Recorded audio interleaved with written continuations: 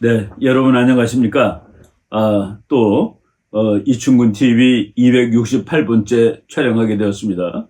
오늘은 지금 세계가 보면은 좀 이렇게 어수선한 느낌이 많이 듭니다.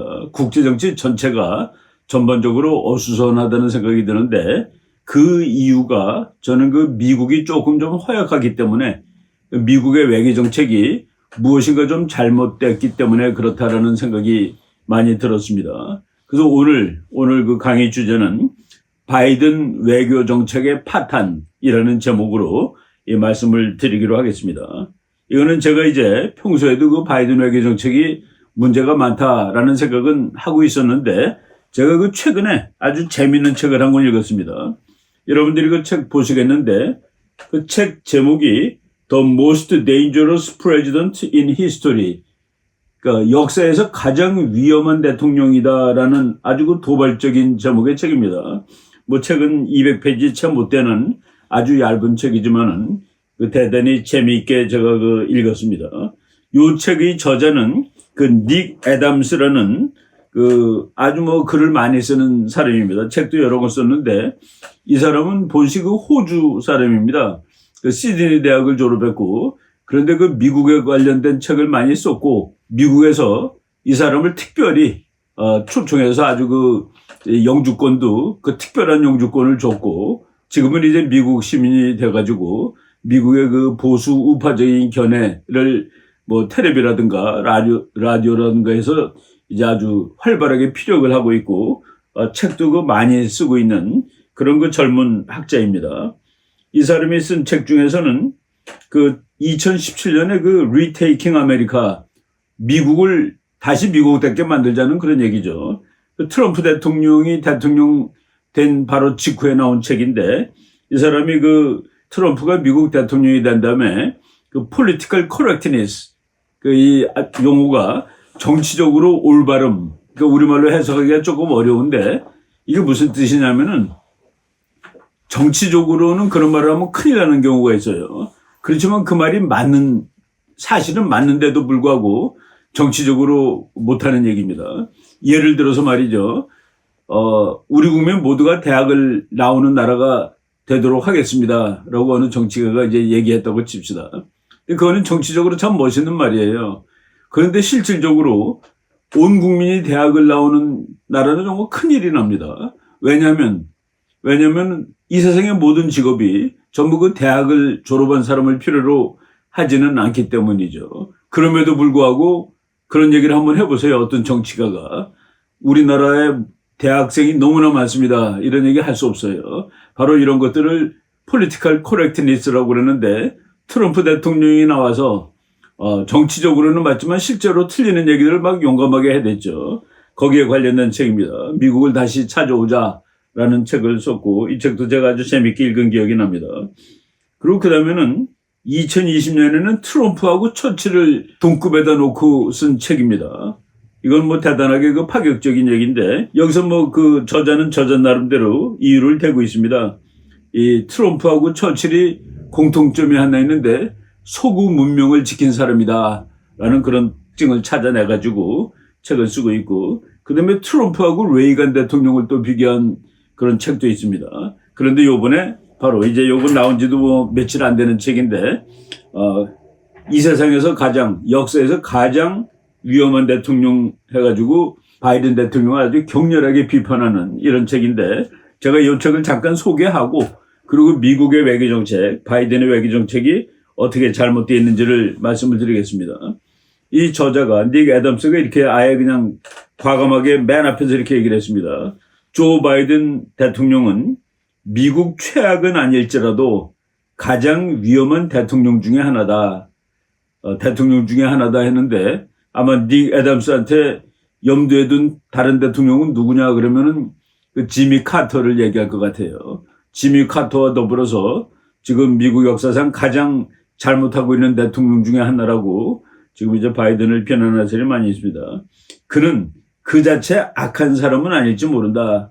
바이든은 그 자체가 이렇게 나쁜 사람이라고 보기는 힘들다. 우리나라 평론가 중에서는 아주 좋은 아저씨 바이든이라고 얘기한 사람도 있습니다. 그러나 그가 지지하는 정책들은 미국에 위험한 것이며 미국을 허약한 기반 위에 서게 할 것이다. 이 사람이 하는 것대로 하게 되면 미국은 약한 나라로 바뀌게 될 것이다라는 그런 비판이죠. 국제정치 얘기하기 전에 뭐 사회정책 이런 거 몇 개 보겠습니다. 바이든 시대가 돼가지고 말이죠. 어른 남자가 여자 화장실에 갈 수 있는 나라가 됐습니다. 내가 여자라고 그러면 갈 수 있는 거예요. 그리고 9개월이 지난 태아를 낙태할 수 있는 그런 법도 이제 바이든이 만들었습니다.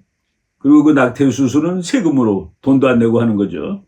그리고 미국에서 그 비판적 인종이론이라고 그래가지고 지금 이제 백인들이 옛날에 흑인들한테 잘못했기 때문에 지금 후손들이 흑인한테 빚을 갚아야 된다. 뭐 이런 좀 우리가 들으면은 이해하기 어려운 그런 인종이론들이 많이 있습니다. 크리티컬 레이스 티어리라고 그래갖고 CRT라고 이렇게 약자를 쓰죠.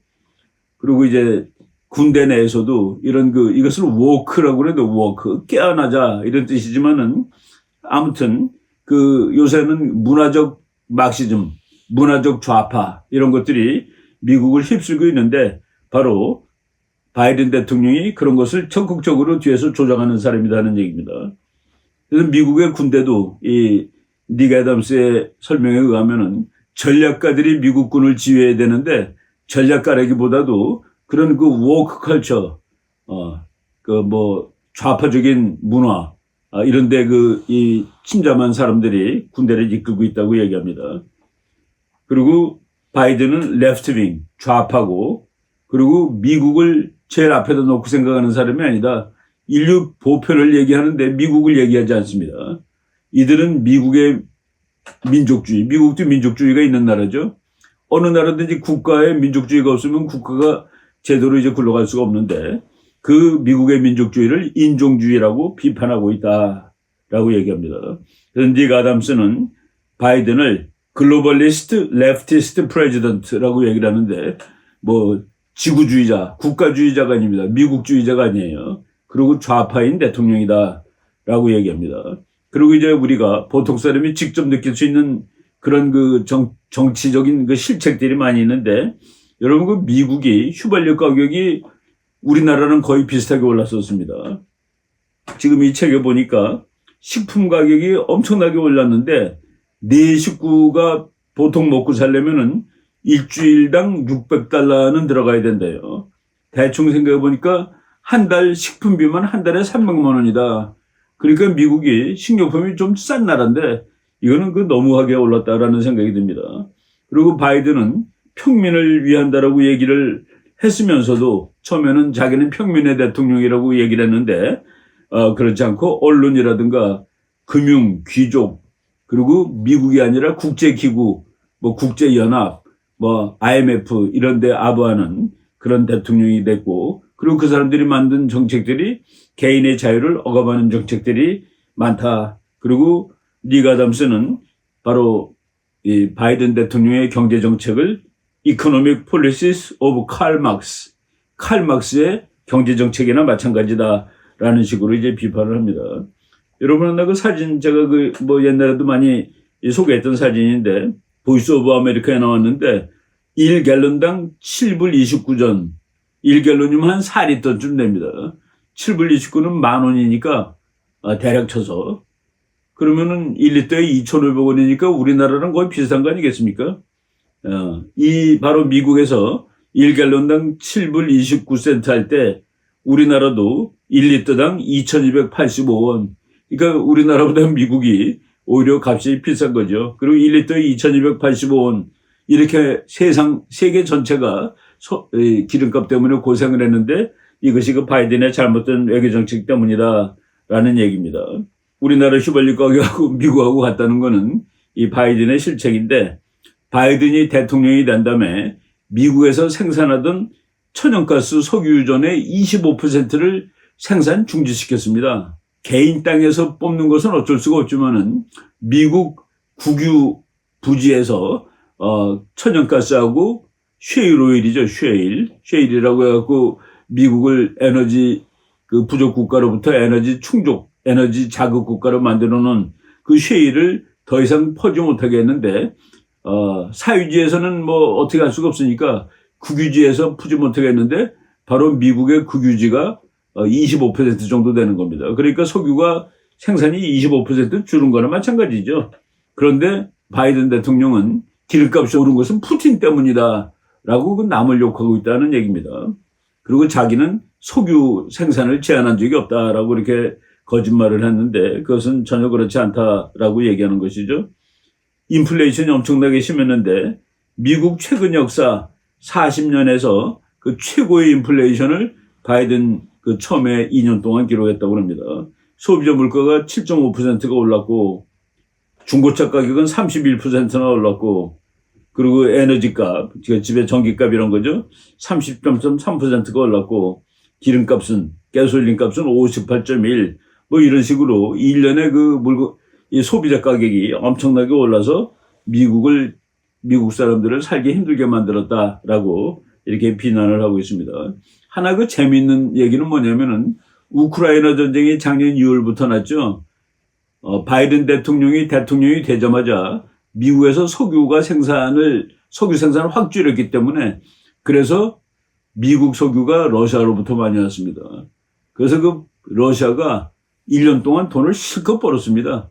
돈을 실컷 벌고 그 돈 가지고 우크라이나 전쟁을 했다라고 해도 과언이 아닐 정도로 이렇게 그 대단한 실책을 한 것이죠. 러시아의 돈줄을 막아야지 러시아가 잠잠하게 했을 텐데 그 러시아의 돈줄을 다 풀어준 것이 오히려 바이든이고 그래서 미국 사람들은 높은 그 기름값 때문에 고생을 했고 이런 것인데 자기 잘못은 없다라고 얘기를 합니다. 예. 이제 우리가 그 뭐 국내 문제 잠깐 얘기했는데 오늘 주로 이제 국제 문제를 제가 이 비평할 생각으로 있기 때문에 그 미국의 국방부라든가 이런 데 얘기를 하겠습니다. 이 닉 애덤스 책에 그 4장의 제목이 이렇습니다. Our military leaders leave our troops behind. 우리나라의 미국의 군사 지도자들은 미국의 군인들을 뒤처지게 만들고 있다. 국방부의 목표는 뭡니까? 국방부의 목표는 나라를 지키는 데 있습니다. 그렇지만은 이제 미국이 지금 그렇지 않다는 거예요. 그래서 닉 애덤스는 이렇게 얘기했습니다. 국방부의 목표는 좌파적인 아젠다를 밀어붙이는 것이 아니라 미국인을 보호하는 것이어야만 한다. 근데 지금 미국은 국가를 지키는 것보다도 군대 내에 뭐 인종차별 없어야 되고 여기 뭐 동성애자도 다 군대 와야 되고 남자가 여자 된 사람도 군대 오고 여자가 남자 된 사람도 군대 오고 화장실도 하나로 만들고 뭐 이런 식으로 우리가 그 도덕적이고 좀 전통적인 생각을 가진 사람이 보면은 이거 뭐 어떻게 된 거야 라고 이해할 수 없는 이런 그 상황이 많이 진행이 되고 있는데 여러분들이 우리나라 텔레비도 자주 나오고 우리나라 신문에도 나오는 미국의 합참의장 중에 마크 밀리라는 사람이 있습니다. 마크 밀리가 군인들한테 말이죠. 이 책을 한번 읽어보라라고 했는데 보스턴 대학 교수 이브람 X 캔디라는 사람이 쓴 이 크리티컬 레이스 티어리, 비판적 인종주의 책 이런 것들을 군인들이 다 읽어야 된다고 얘기를 합니다. 군인들이 역사책을 읽고 국제정착책을 읽고 전략에 관한 책을 읽어야지 무슨 뭐 동성애자 뭐 그런 데 관한 책을 읽으라고 이렇게 얘기를 하고 인종주의에 반대하는 책을 읽기 바빠서 아프가니스탄 지도를 연구할 시간도 없었다. 여러분 미국이 아프가니스탄에서 철수할 때 아주 웃겼죠. 그 폭탄 테러 맞아가지고 미군 병사가 13명이 죽어가지고 그리고 모든 무기를 다 놓고 미국이 도망치듯 나왔는데 바로 이때 이 지도자들이 아프가니스탄의 지도를 제대로 읽었으면은 이런 일들을 미연에 방지할 수가 있었을 텐데 그러지 못하고 그거 할 시간도 없었다라고 이렇게 비난을 하고 있는 겁니다. 철군 작전을 대실패했죠. 이거는 닉 애덤스만 비판하는 게 아니라 미국의 그 전통적인 군인 켈로그 여러분들이 사진 볼 텐데 정말 그 생긴 것도 진짜 군인처럼 생긴 사람입니다. 이 사람은 그 예비역 육군 중장인데 이 사람이 밀리 장군을 비판했어요. 자기 이제 후배라고 볼 수 있습니다. 밀리의 직업은 미국을 다른 나라의 공격으로부터 보호하는 것이다. 그런데 그는 오히려 중국을 보호하려고 노력한 것 같다. 그리고 밀리는 중국의 장군한테 미국이 공격할 경우 미리 알려주겠다고까지 말한 적이 있었다. 이건 사실 뭐 저희들도 그때 되게 놀랐는데 이 사람이 트럼프를 아주 싫어합니다. 지금 미국의 합참의장이죠. 근데 트럼프가 핵공격할지 모를 것기 때문에 트럼프가 핵공격한대요.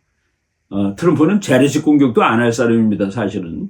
그런데 그때 중국한테 먼저 공격할지 모르니까 중국 장군한테 미국이 공격할 것 같으면 알려주겠다라고 이것을 국회에서 얘기를 함으로써 미국 모든 사람을 경악하게 한 사람인데 이 사람의 선배 장군인 그 켈로그 장군이 제너럴 밀리 코미트 트리든 밀리 장군은 반역죄를 저질렀다라는 식으로 해가지고 이제 비판을 했습니다. 그런 사람이 지금 현재 미국의 합참의장을 하고 아프가니스탄 철군 작전을 대실패를 했죠. 미국 고위장성들이 모여서 회의를 그렇게 자주 하는데 군사적 준비태세 이런 회의라기보다도 오히려 성전환자 이슈, 군대 내에서 성폭행 사건, 그리고 또 남자 군인이 여자 군인을 못 살게 구는 거, 이런 거가 주로 미국 장군들이 이야기하는 거래요. 그렇다고 미국 그 장군 중에 한 사람이 폭스뉴스에 고발한 적도 있다. 그리고 테러리스트들을 가장 좋은 무기로 무장시킨 역사상 유례없는 일을 한 사람이 지금 바이든 대통령이다. 바이든 대통령보다 탈레반을 더 강하게 무장시킨 대통령은 없었다. 재작년 8월 달에 아프가니스탄에서 미군이 철수하면서 모든 걸 다 놓고 나왔는데 여기 뭐 한번 보겠습니다. 총을 60만 자루를 놓고 나왔습니다. 총. 미제총 아주 성능 좋지 않습니까? 그리고 무전기 16만 3천 개 놓고 나오고 그리고 트럭 그리고 각종 장갑차 이런 거를 7만 6천 대 상상이 갑니까? 그리고 비행기 208대 그중에서 45대가 여러분 그 사진 보시는 UH-60 블랙호크라는 아주 그 좋은 헬리콥터죠. 이거 다 놓고 나오고 그리고 뭐 수많은 그런 무기들을 다 놓고 나왔습니다. 그래서 그 탈레반이 미제 헬리콥터 타고 날아다니고 그랬었죠. 그래서 이제 그 미국 군에서 아프가니스탄에서 그 철군 작전은 바이든의 정책이 실패였다는 보고서를 육군이 발행했습니다. 근데 그 보고서 엉터리라고 바이든 대통령이 즉각 거부하고 그 보고서는 잘못된 거다라고 그러는데 그 미국은 무슨 일이 있으면 항상 그 보고서를 냅니다. 그리고 이렇게 잘못했다고 그랬는데 자기 잘못이 없다라고 지금 또 이제 발뺌하고 있는데 사실 처음에 뭐 열 몇 명 죽고 또 그 탈레반이 아프가니스탄 정부를 장악했을 때 그때 바이든 대통령이 그 이실직고한 적이 있었어요. 아프간 정부가 그렇게 빨리 붕괴될 것을 예측하지는 못했다. 그렇지만 그의 보좌관들이 그렇게 빨리 붕괴될 수 있다고 가르쳐 줬는데 그 말을 듣지 않았던 것이 바이든이다. 라고 이제 다 우리가 알고 있습니다.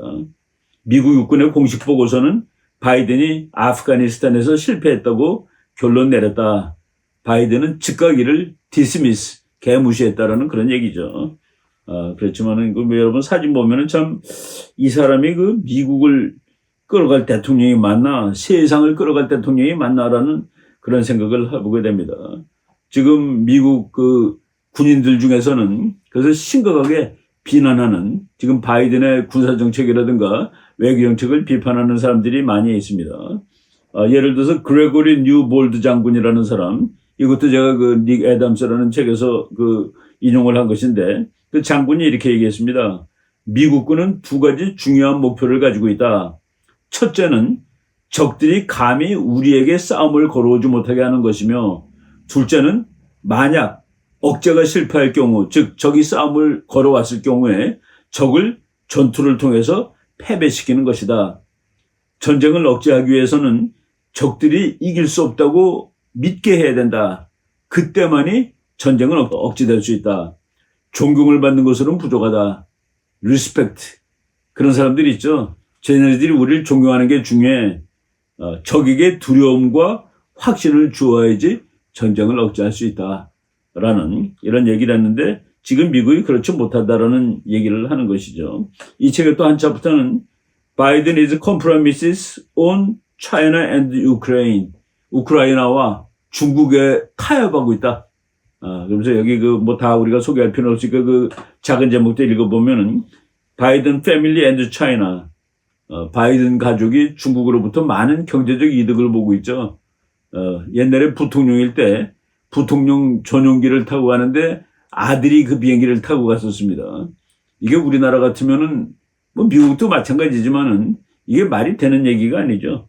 그리고 바이든스 앤드 우크라인, 바이든 가족과 우크라이나 아들이 참 뭐 돈도 많이 받고 그랬더라고요. 헌터 앤드 우크라인, 우크라이나, 유크레인이라고 그러죠. 헌터는 바이든의 아들 이름이죠. Ukraine Foreign Policy Guided by the Biden Family Bank Account.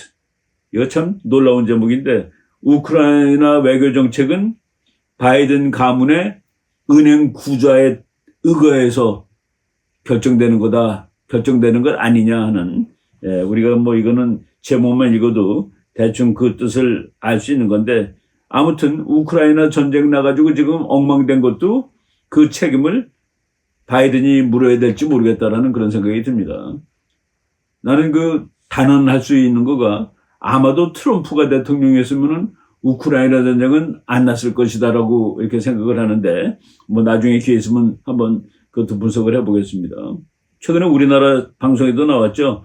얼어붙은 이스라엘 미국 관계 대사를 부르면서 서로 간에 이제 으르렁거리고 있습니다. 어떻게 그럴 수 있습니까? 미국하고 이스라엘이. 이스라엘 생긴 날서부터 트럼프 대통령까지 미국과 이스라엘은 정말로 이거는 뭐 동맹 조약을 맺지 않았는데도 이렇게 끝내주는 동맹이 없었는데 지금 사이가 아주 험악하게 되는 이런 상황으로 가 있습니다. 뭐 여러 가지 이유가 있겠지만은 지금 그 웨스트뱅크라고 1967년 6.1 전쟁에서 그 이스라엘이 장악했던 땅인데 이스라엘은 땅을 넓혀야 되겠다는 그런 뭐 국가적 목표가 있지 않겠습니까?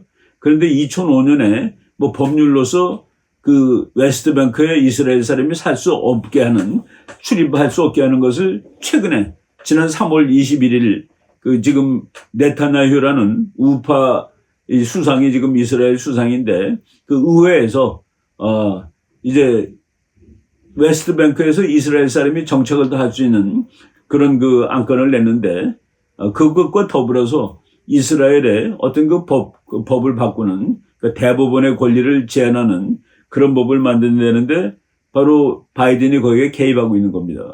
그러니까 이스라엘은 미국이 우리 친구인 건 맞지만은 너네들이 우리의 모든 것에 개입할 수는 없는 것이다 라고 얘기했고 이스라엘 장관 한 사람은 우리는 미국에 있는 그 미국 깃발에 있는 별 중에 하나가 아니다. 미국 깃발에 별이 50개 있죠. 그 중에 하나가 이스라엘이라고 착각하지 말라 하는 식으로 서로 이렇게 사이가 나빠졌는데 그 바이든은 왜 그 이스라엘하고 사이를 제대로 큰 형님으로서 이스라엘을 다독거릴 수 있으리라고 믿는데 그렇지 않습니다. 그리고 그 이스라엘 수상을 그 바이든이 별로 부르지도 않고 외교 관계가 지금 없습니다. 만나지도 않고 그럽니다. 바로 이런 일이 벌어지고 있는데 이런 것들은 지금 미국 외교가 잘못하고 있는 것이다. 이스라엘하고 그리고 아랍 국가들을 전부 다 이렇게 만나가지고서 그래서 그 이제 아브라함 어코드라는 아브라함 조약이라는 걸 맺어가지고 평화를 만들려고 대단히 노력을 했는데 바이든은 그런 노력을 거의 하지 않고 있다라고 이렇게 보이는 겁니다. 저는 그 바이든 외교 정책 중에서 가장 큰 실수를 그러니까 미국이 대전략은 뭡니까? 미국의 대전략은 미국이 세계 1등을 계속 유지하는 겁니다. 뭐 어느 나라든지 다 힘이 더 세지고 그러는 것이 국가의 외교 정책인데 미국은 지금 현재 1등이니까 그 1등을 계속 유지하는 것이 미국의 그 외교 정책이 되겠죠. 그런데 그러기 위해서는 2등과 3등을 갈라치기 하는 것이 원칙입니다. 그러니까 미국이 지금 세계를 잘 끌어가기 위해서는 중국하고 러시아가 힘을 합치는 상황을 만들지 않아야지 원칙이라는 그런 얘기입니다. 그런데 지금 바이든이 대통령 된 다음에 지금 중국하고 러시아가 급격히 가까워지고 있고 북한도 가까워지고 있습니다. 그러니까 독재 국가들이 똘똘 뭉치는 상황을 바이든이 만들고 있는데 이것이 잘된 일이냐 하는 데 대해서 이제 지금 의문을 제기하는 겁니다. 지금 미국 학자들이 하는 말 중에서 지금 유라시안 딕테이터라는 말을 씁니다. 유라시아의 독재 국가들 그 세 나라가 뭉치게 하면 되겠습니까? 닉슨 대통령 때는 중국하고 소련을 갈라놨습니다. 그게 닉슨 독트린이죠. 참 그것이 현실주의적이고 그 결과 중국은 이제 소련으로부터 떨어져 나와서 미국 편이 되고 그 결과 경제 발전을 했죠. 그래서 소련이 망해가지고 미국이 이긴 겁니다. 냉전에 승리를 했는데 지금은 바로 중국하고 러시아를 친하게 다시 만들어주는 그런 그 외교 정책을 전개하고 있다는 것이 저는 좀 답답하다는 생각이 듭니다. 제가 이거는 뭐 몇 년 전에 한번 소개했던 책인데 트럼프 외교 정책에 대한 조언을 미국의 학자들이 이제 한 건데 일본하고 잘 지내야 된다. 중국을 막기 위해서. 러시아하고도 잘 지낼 필요가 있다. 중국을 막기 위해서. 인도하고도 잘 지내야 된다. 중국을 막기 위해서. 트럼프 대통령이 푸틴하고 잘 지내니까 미국의 소위 말해서 좌파들 그런 사람들이 질문했습니다. 왜 푸틴 같은 깡패하고 잘 지내느냐? 그랬더니 트럼프 대통령이 그럼 푸틴 같은 깡패가 시진핑 같은 깡패하고 잘 지내도록 놔두란 말이냐. 이 갈라치는 국제정책 기본 원칙을 한 것이죠. 그래서 러시아가 미국하고 잘 지내고 있었고 중국은 홀로 고립이 되는 상황이었는데 바이든이 대통령 된다면은 더 힘센 중국이 아니라 힘이 덜 센 러시아를 오히려 코너로 몰아붙이고 결국은 러시아하고 중국하고 사이가 좋아지는 이런 관계를 만들어냈습니다. 이게 최근에 나온 기사인데 Xi and Putin have the most consequential undeclared alliance in the world. 시진핑하고 푸틴이 만나가지고 서로 동맹이라고 선언은 하지 않았어요. 그렇지만 가장 괜찮은 결과를 얻어올 수 있는 그런 동맹을 지금 만들고 말았다라는 얘기를 하는 겁니다. 이거는 미국 외교 정책의 파탄이라고 볼 수 있는 것이죠. 물론 뭐 둘이 만나서 우크라이나 평화를 얘기하는데 무슨 우크라이나 평화를 둘이 얘기하겠습니까? 중국하고 러시아가.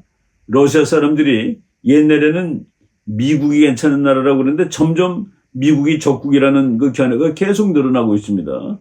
이것을 트럼프 대통령이 차단을 했었는데 다시 미국의 민주당은 러시아를 더 싫어하는 것 같아요. 이것도 이제 제가 설명을 했던 건데 미국의 적국들이 조 바이든을 시험하기 위해서 줄 서 있다. US enemies are lining up to test Joe Biden. 바이든이 허약해 보이는 거예요.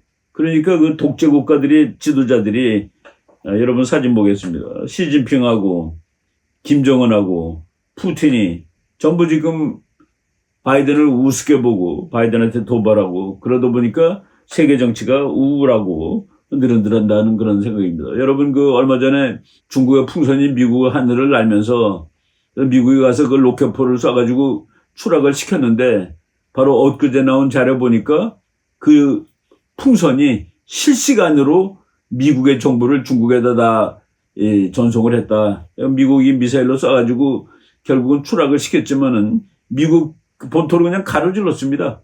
가로질러서 대서양으로 나온 다음에 이제 격추를 시켰는데 얼마나 많은 미국의 군사 정보, 비밀 정보가 중국으로 전달됐는지. 이게 미국이 강하면 이런 일이 있겠습니까? 미국 대통령이 외교를 올바로 하면 이런 일이 가능하겠습니까? 이런 일들이 막 벌어지고 있는데 중국의 정찰 풍선이 미국 상공서 민감한 군 정보 수집을 했고 그것을 다 실시간으로 전송하였다는 것이 바로 이제 최근의 뉴스로 나왔습니다. 이제 문제는 말이죠. 우크라이나 전쟁은 상당히 오래 갈 것 같은 느낌이 드는데 지금 시진핑 says he is preparing China for war. 시진핑이 중국도 지금 전쟁을 준비하고 있다라고 얘기를 한 거예요. 우크라이나 전쟁이 저쪽에서 벌어지고 있는데 만약 아시아에서 대만에서 이런 전쟁이 나게 되면 미국은 어떻게 할 겁니까? 바이든은 어떻게 할 거예요? 이거를 제대로 억제할 수 있습니까? 이런 일들을 지금 제대로 못하고 있는데 가장 바이든 외교 정책의 대실패 부분은 저는 러시아하고 중국이 갑자기 친해지도록 만들었다. 독재국가 둘이 합치게 만들었다. 이거는 미국의 전통적인 외교의 원칙에 어긋나는 그런 바이든 정책의 파탄이라고 봅니다. 지금 물론 세부적인 내용들을 보면은 미국의 군부가 이제 문제는 있음에도 불구하고 아시아 태평양을 강화시키고 그리고 전쟁을 억제하기 위해서 이제 군인들이 고생을 하고 있습니다만은 최고 지휘부인 대통령이 전략적이지 못하다는 그런 생각이 들어가지고 지금 비판적인 분석을 오늘 한번 해봤습니다. 우리가 이런 상황을 잘 고려하고 우리는 이때 어떻게 대응을 해야 될 것인가 하는 그런 아이디어를 짜내도록 노력해야 될 것 같습니다. 네, 오늘 강의는 여기까지 하도록 하겠습니다. 여러분 고맙습니다.